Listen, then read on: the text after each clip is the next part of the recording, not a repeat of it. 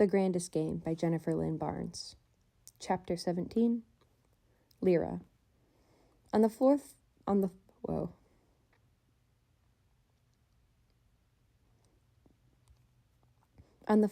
of the grand house, Lyra found 7 doors, each bearing an ornate bronze lock. On the wall there was an enormous clock, Roman numerals marking the time. 5 o'clock, almost exactly. Lyra stepped up to the first door and tried her key. It slid into the lock, but wouldn't turn. Moving on to the next, Lyra heard Gigi behind her, trying out her luck with one of the other doors. Lyra's second attempt was unsuccessful, but on her third, the key turned in the lock. The door opened. The room beyond was startlingly simple. A king-size bed, the only piece of furniture in the room. Laying across the pristine white bedspread was a ball gown. Lyra walked forward, the doors closing behind her as she forgot everything but the gown on the bed.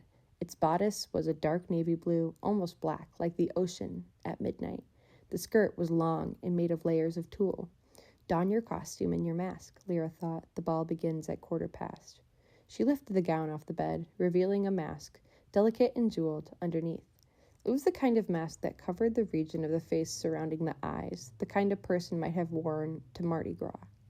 Or to a masquerade ball, Lyra thought. Bewitched despite herself, she laid the gown over her arm and ran her fingers lightly over the jewels on the mask. Surely those were rhinestones. Surely those were diamonds, arranged in elaborate, hypnotic swirls, each individual jewel small but flawless. Surely. Lyra forcibly turned her attention from the mask back to the gown.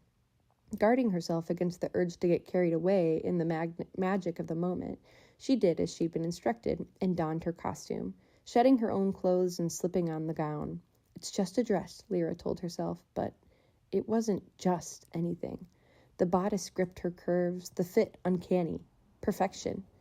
At the smallest part of her waist, the tulle skirt was the same dark blue as the bodice, but the fabric lightened, inch by inch, to a brilliant blue that gave way to a light, frothy one that melded into the lightest pastel. The bottom of the skirt was completely white. The color didn't change evenly across the skirt. It changed in waves. Lyra felt like she was wearing a waterfall. She reached for the mask. Long, velvety black ribbons hung from either side.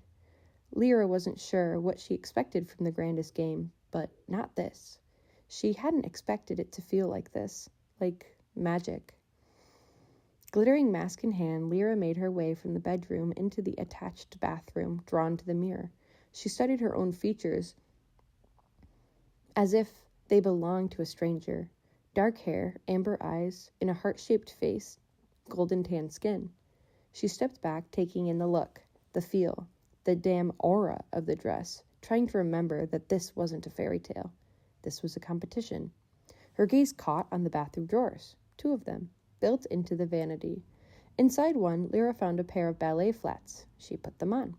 Inside the other drawer, she found a pair of dice. They're made of glass, Lyra realized.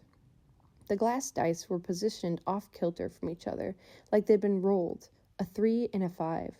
Lyra picked them up, and the instant she did, words appeared on the bathroom mirror, transposed over her reflection. Player number 4, Lyra Kane. Lyra stared at herself, and then the words on the mirror changed. Game on. She put on the mask. And that's the end of chapter 17.